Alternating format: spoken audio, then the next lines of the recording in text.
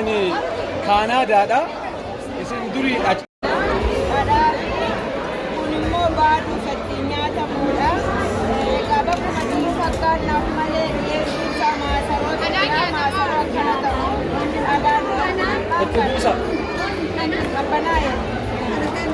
Qabbanaa'eera akkasitti aada nyaataa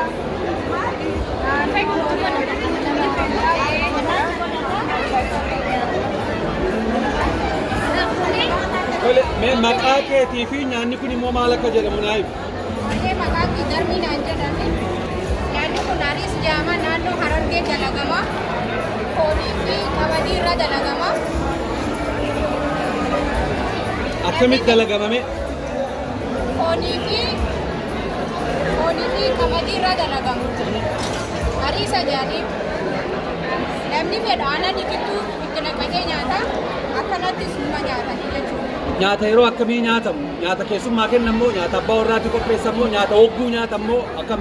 Nyaata hogguu nyaata osoo hin taane yeroo dhaltee gurbaa jiruufaa takka dubartii heerumteefaa akkasitti godhama. Gisee waan ittiin godhama. Waggaa uummanni waliin dhufuma guddoon godhamee Gaafasannaa jechuudha. Isaanii naa kenna. Kadhatee maqaa keessanii fi nyaanni kun immoo maal akka ta'e naa hima.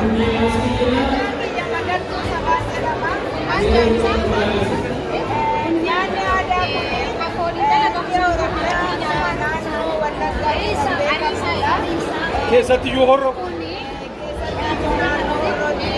Cororsaa jedhama. Egaa waanuma qabdu fayyadamteef Jala ka jiru maa inni sadarkaas? Cororsaa jedhama dhadhaadha jedhama. kan jala jiru xaafiidha. Xaafii kun immoo baaduu sadii nyaatamuudha. Gaba kuma jiru fakkaannaaf malee dhiyeessuu isaa maasaroota maasaroo akkana ta'u.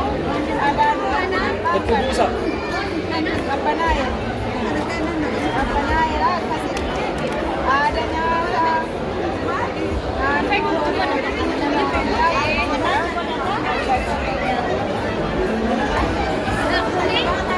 Mee maqaa keetii fi nyaanni kun immoo maal akka jedhamu naa himu. Maqaa kee darbii naan jedhame. Nyaanni kun Hariis Jaama naannoo Harargee dalagama. Foonii fi qamadii irra dalagama. Akkamitti dalagamame? Foonii fi qamadii irra dalagama. Hariisa jedhanii namni fedha aannan dhiqittuu itti naqatee nyaata. Akkanatti summa nyaatanii jechuudha. Nyaata yeroo akkamii nyaatamu? Nyaata keessummaa kennamoo, nyaata abbaa warraatti qopheessamoo, nyaata hogguu nyaatamoo akkam?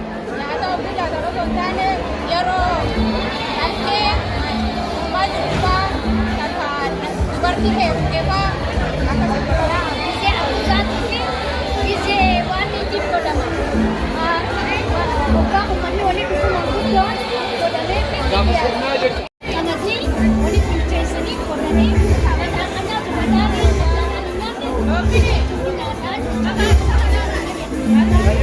Galatoomaa.